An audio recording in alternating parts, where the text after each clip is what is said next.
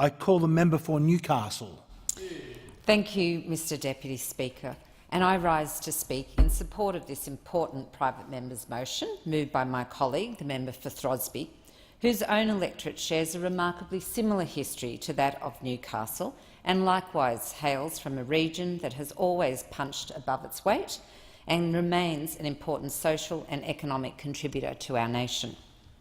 My own electorate of Newcastle, embedded within the Hunter region, is part of Australia's largest regional economy, producing around $37 billion in 2012 and 8% of New South Wales' total economic activity. So there's no doubt that regional Australia makes more than a significant contribution to our nation. Like all regions, we expect this contribution to be recognised and indeed supported as appropriate by all levels of government to ensure our continued growth and economic development. It's no secret that regional Australia, and their local governments in particular, struggle to meet the growing infrastructure needs of their communities. That's one of the reasons that the previous federal Labor government established Regional Development Australia, the first ever tripartite regional development advisory body linking the federal, state and local governments together with regions across the nation. RDAs allowed local communities direct access to Canberra and helped to depoliticise the nature of infrastructure funding in the regions by operating as an independent body at arm's length from government, setting their own priorities for local infrastructure. RDAs worked to help put an end to the bad old days of regional rorts that operated under the Howard government. RDAs across the nation are made up of local leaders who volunteer their time to work across each region for the benefit of their communities. Their task is to develop strong, long-term strategies and solutions for their region's needs. RDA Hunter, under the strong leadership of Dr Gay Hart as Chair and Mr Todd Williams as the CEO, is an excellent example of RDA's work to grow and sustain a region's economy for the future.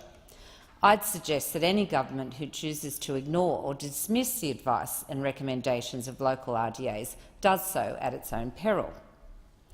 That's what is so distressing about this government's decision to slash the Round 5 Regional Development Australia funding grants for community infrastructure.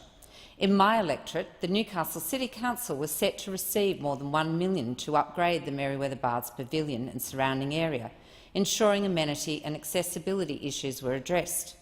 The improvements included the replacement of the Baths Pavilion, new shade shelters and seating, and to provide disability access to the area. The works were to complement the major upgrade of the baths, funded by a state government grant, or a loan, I should say, and the council's own funds. The major upgrade to the baths themselves is going ahead, with the baths closing this week. However, the $1 million ripped out by the Abbott government will mean that the site remains inaccessible to wheelchair users, with the old rusty and somewhat dangerous pavilion remaining. The Council confirmed this themselves in their public information document, and I quote, "No works to the pavilion are included in this stage of the redevelopment. Council are currently considering options for renewal for the pavilion and public domain." The cash-strapped Council could have done without another review. They could have done with the $1 million of funding from the federal government. In 6 months or so times, when the baths reopen, we'll have a wonderful, upgraded, free facility for the community to enjoy. Some of the old Merewether mackerels, the Winter Swimming Club, will tell you a daily swim there, especially in the midst of winter, is life-prolonging. But significant numbers of our community won't be able to use the facility, as if it will remain inaccessible. If they're lucky, wheelchair users will be able to roll down to the baths that will have improved accessibility at the water's edge, but they won't be able to find their way back up the steep, non-compliant ramps. This cut to regional funding is cruel and it doesn't make sense. This government needs to come clean on why it's abandoning these much-needed small-scale community infrastructure projects. And, as highlighted by this motion today, the government is now picking and choosing which projects are to progress for funding. So I ask, what, if any, consultation has the government had with local government and local communities? I join with my Labor colleagues today and call on the Abbott government to honour the RDA Round Funding 5 funding commitments, including the $1 million allocated for Merewether Baths, to give certainty to Newcastle and other regional communities time around has Australia who expired.